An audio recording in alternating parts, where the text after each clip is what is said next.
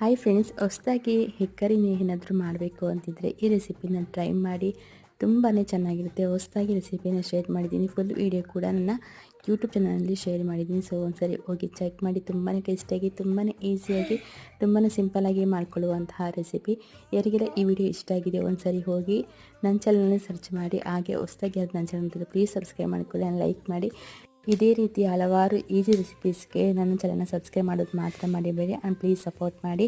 ಒಂದ್ಸರಿ ಟ್ರೈ ಮಾಡಿ ಹೇಗೆ ಮಾಡಿದೆ ಅಂತ ಕಮೆಂಟ್ ಮಾಡಿ. ಒಂದು ವೆಜ್ ರೆಸಿಪೀಸು ಮತ್ತು non veg recipes, breakfast, lunch, dinner recipes ಎಲ್ಲನೂ ಶೇರ್ ಮಾಡ್ತಾಯಿದ್ದೀನಿ.